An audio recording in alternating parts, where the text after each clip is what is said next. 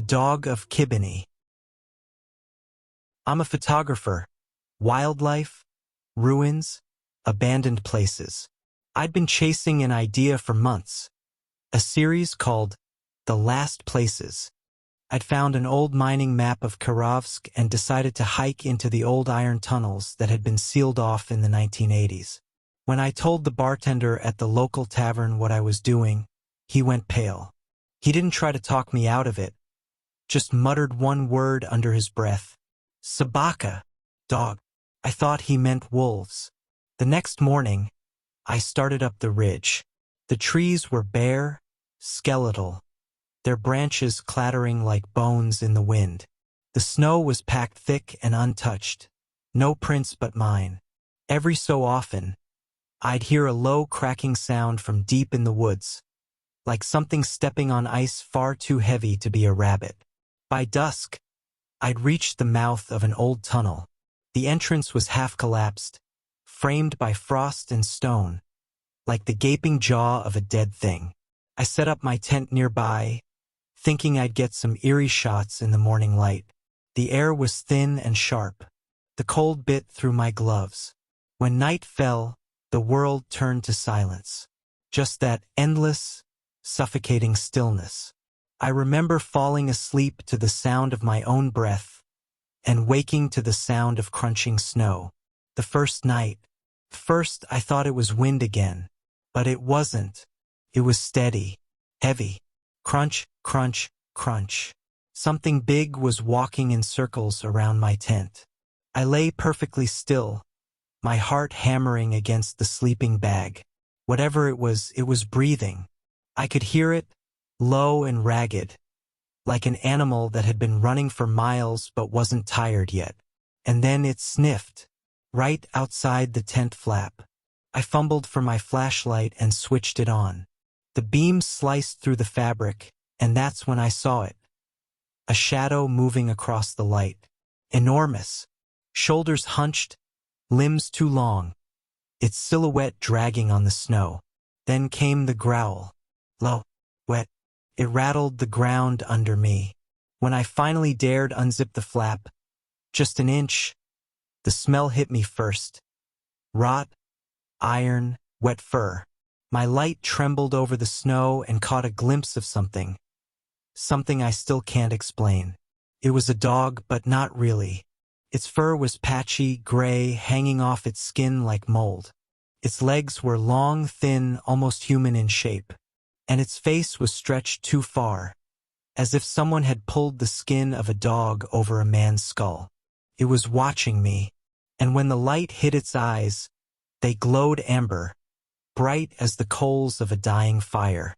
I screamed, and it bolted into the dark, faster than anything that size should have been able to move. I should have left that morning, but I told myself it was just exhaustion, fear playing tricks on me. I moved higher into the pass to take more photos. The air felt heavier the closer I got to the upper mines. By sunset, snow began to fall thick. I set camp near the mouth of another tunnel, one I hadn't seen on the map. Its entrance was almost buried, but the ice around it was melted, as if something warm had passed through recently. I told myself it was geothermal heat. That's when I started hearing voices. Soft, distant, carried on the wind. My name, spoken like an echo, but wrong. Drawn out, mocking. Anton, that's my name. The voice was mine. I turned toward the sound, and saw it again, crouched near the tree line. It was closer this time, standing half in shadow, half in moonlight. It was holding something. A boot. My stomach turned. The boot looked fresh. The leather wasn't even cracked from frost. Then I saw the name stitched inside the cuff. Faded Cyrillic letters that read K. Orlov. The bartender in town had mentioned him the night before.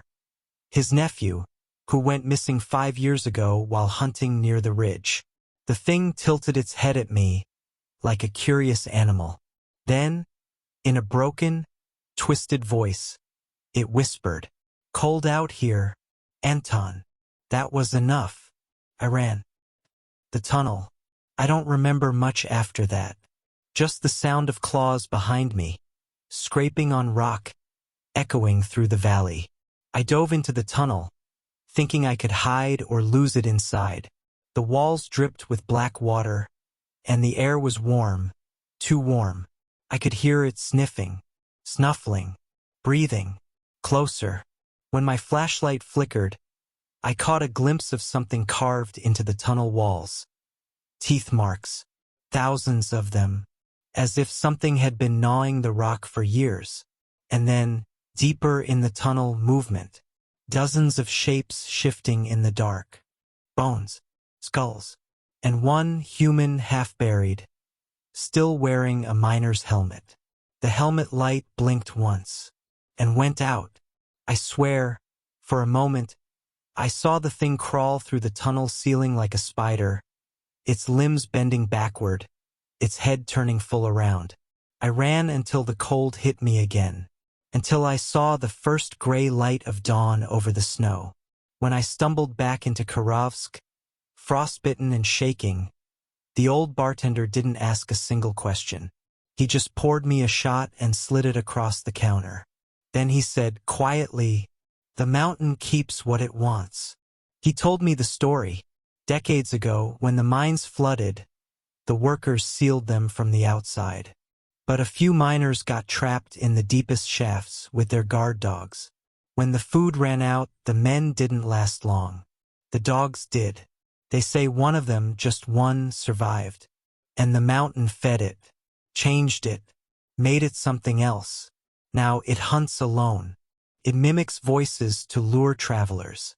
And it never kills quickly. That night, back in my hotel room, I could still hear the wind scraping the windows. And between the gusts, I swear, faintly, just barely, I heard something whisper, "Cold out here, Anton."